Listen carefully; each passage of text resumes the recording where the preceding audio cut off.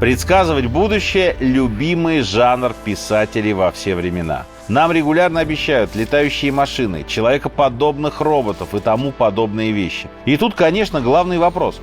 А что обещали человечеству фантасты, скажем, 100 лет назад? И какие из этих обещаний сбылись? Сегодня мы расскажем о том, как в Америке 60-х предсказали планшеты, как любимый писатель Гитлера изобрел смартфоны, как в России XIX века высмеяли нейросети, а в Советском Союзе придумали сервисы доставки. В 1964 году фантаст и футуролог сэр Артур Кларк дал интервью британскому телевидению. Он согласился озвучить единственную конкретную гарантию. Будущее будет потрясающим, и это единственное, что можно о нем сказать точно. И добавил, что сбудутся, скорее всего, те прогнозы, которые кажутся современникам, наиболее невероятными. Самый невероятный прогноз у Кларка был такой. В будущем развитие технологий связи сделает расстояние маловажной деталью. Вести свой бизнес с Бали или с Таити можно будет так же успешно, как из Лондона. Можно будет спокойно общаться с человеком, вообще не зная, в какой точке планеты он сейчас находится. В 1964 году это была абсолютная фантастика, а сейчас, как мы все понимаем, просто обыденность. Артур Кларк, среди прочего, работал над сценарием знаменитого фильма Стэнли Кубрика 2001 «Космическая Одиссея». И на экран попало довольно много его прогнозов. Самые очевидные из сбывшихся — планшеты. Кубриковские астронавты смотрят по ним новости и видеосообщения. Видеозвонки, которые в сценарий тоже добавил Кларк, тогда казались научной фантастикой. Прошло меньше полувека, и теперь мы просто ленимся включать камеру на созвонах. Еще Кларк предсказал биометрическое распознавание голоса. Бортовой компьютер в сценарии «Одиссеи» умел узнавать членов экипажа, почти как наша современная умная колонка. Там же, в фильме, впервые появились экраны, встроенные в спинки пассажирских кресел. Правда, в космических лайнерах, а не в самолетах. И интересно, что в «Одиссее» есть реальные бренды. Кларк и Кубрик верно предположили, что до 21 века дотянут BBC, Аэрофлот, Hilton и IBM. А вот авиакомпания Pan Am, которая у них возит пассажиров в космос, не дожила. Про это у нас есть отдельный выпуск. Посмотрите его, если вы еще не видели. Пока Кларк обещал британцам космический туризм и удаленную работу, в Советском Союзе фантасты придумывали будущее всеобщего изобилия. У нас были свои титаны научной фантастики – братья Стругацкие. Борис Стругацкий однажды заявил, что из фантастов получаются плохие пророки. Тем не менее, братья предсказали, на удивление, много. Например, Google. Герои у них постоянно что-то ищут в большом всепланетном информатории. Там, правда, не было ни рекламы, ни развлечений, все скучно и официально. А работал информаторий так медленно, что для ответа на простой вопрос требовалось, несколько часов. В романе «Хищные вещи века» Стругацкие предвидели появление рейвов лет за 20 до первого рейва и лет за 10 до первых дискотек. Капиталистическая молодежь, которая, конечно, осуждается, у них проводит время, собираясь под гипнотическими разноцветными стробоскопами. Тогда же, в начале 60-х, Стругацкие описали доставку еды и других товаров на дом. Правда, заказ приезжал не с курьером, а телепортировался прямо в квартиру. Среди других сбывшихся прогнозов братьев – беспилотные автомобили и Bluetooth-гарнитуры. А вот самодвижущихся дорог-траволаторов, на которых можно добраться из одного города в другой, к сожалению, пока не изобрели. Кларка и Стругацких объединяет один важный прогноз, который не сбылся. Это, конечно, освоение космоса. Золотой век научной фантастики совпал с пиком космической программы. Человек только-только вышел в космос, почти сразу после этого высадился на Луне. Казалось, что туристические рейсы на Венеру – дело ближайшего будущего. Вместо этого космическая программа потеряла темп, а потом как-то сошла на нет. И, конечно, космические лайнеры Pan American и марсианские археологи Стругацких теперь выглядят одинаково смешно. Не прилетели и инопланетяне, которые у братьев Стругацких в романе «Пикник на обочине» устраивают в нескольких регионах Земли техногенную катастрофу. «Пикник», по которому был снят знаменитый фильм Тарковского «Сталкер», рассказывает об одной из зон таких катастроф. И такая зона действительно появилась вскоре после выхода фильма. Но люди тут справились сами, без всяких там инопланетян.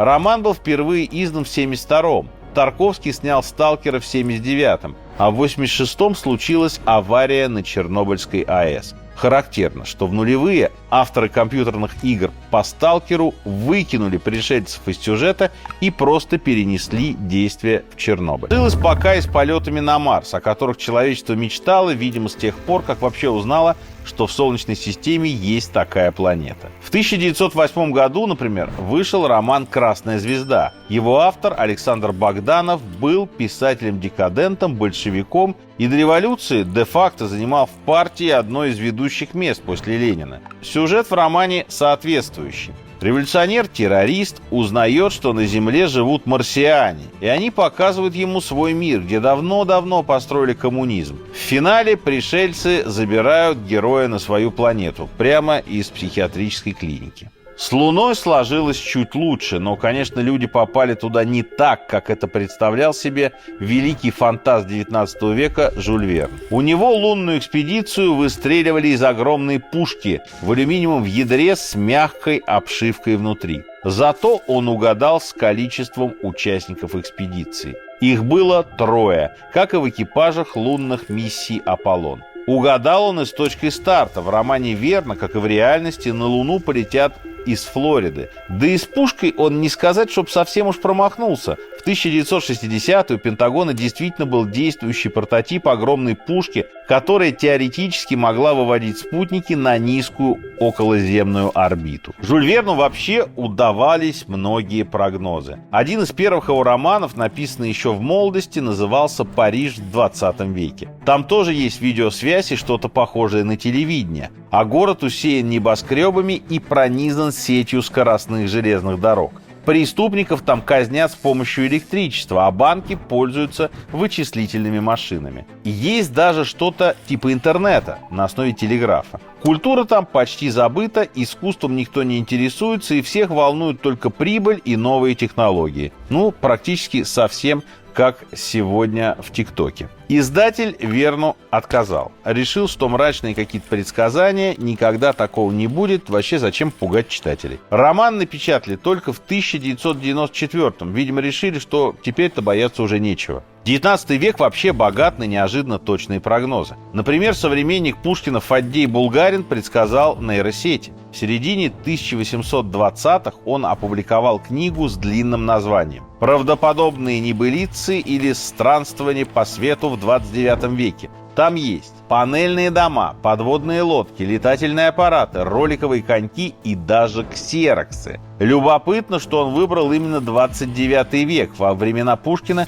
действительно тяжело было представить, что все это появится гораздо быстрее, чем через 1000 лет. Самое забавное у Булгарина – это полная аналогия современных нейросетей. Главный герой его книги находит в будущем 2 машины. Одна производит стихи, другая – прозу. Машина для стихов пишет качественно, по всем правилам, но абсолютно бессмысленно. Машина для прозы выдает достаточно внятный, но душераздирающий пошлый текст, собранный из где-то надерганных чужих мыслей и штампованных оборотов. То есть люди уже 200 лет назад в принципе понимали, чего ждать от чата GPT. Не стали неожиданностью и смартфоны. Их придумал любимый писатель Гитлера Эрнст Юнгер.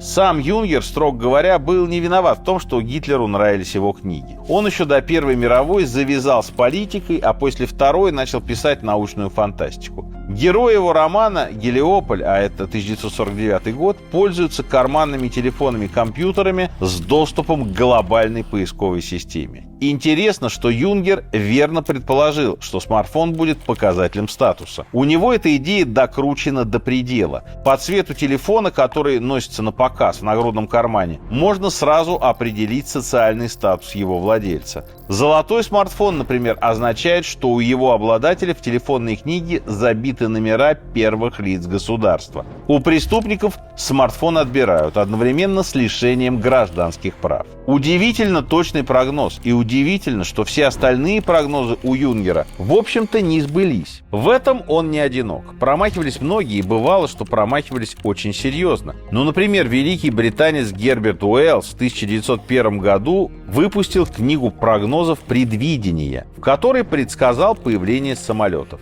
Правда, он обещал, что самолет появится не раньше 1950-го, а реально это произошло в 1903-м, когда, скорее всего, даже не был еще распродан весь тираж этой книги. В чем-то он оказался прав. Например, угадал возможность заказать по телефону все, что угодно. Но большинство прогнозов Уэллса сейчас невозможно читать без смеха. В небе у него летают военные дирижабли. Вся пехота передвигается на велосипедах. На полях сражений царят сухопутные линкоры. Радиосвязь существует только военная, а подводные лодки неприменимы для войны, потому что экипаж там задыхается и сходит с ума. В 1933-м Уэллс сделал вторую попытку предсказать будущее в романе «Облик грядущих событий» и оказался чуть более точен. Например, мировая война у него началась с нападения Германии на Польшу. Но дальше опять промахи. Например, цивилизация Уэллса практически погибла в результате массового применения бактериологического оружия, а власть над опустевшим и одичавшим миром получили летчики. В 1946-м он опубликовал эссе «Разум на пределе», в котором предупреждал мир о скором конце света, который тоже тогда не наступил. Еще один стандартный фантастический сюжет, помимо неминуемого конца света, это роботы.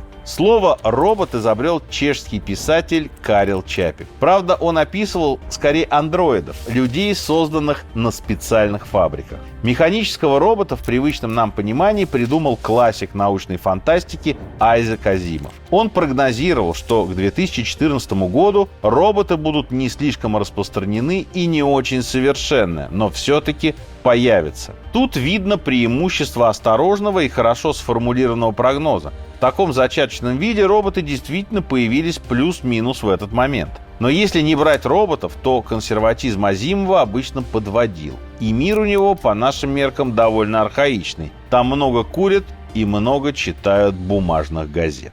Конкурент Азимова, Филипп Дик, автор «Бегущего по лезвию», осторожные прогнозы не любил. Некоторые из своих фантастических сюжетов он вообще видел во сне и тут же вставлял в книги. Почти ничего из этого не сбылось, включая прогнозы о появлении искусственных людей-андроидов, неотличимых от настоящих. Зато Дик предвидел генную инженерию. У него она называлась эволюционной терапией.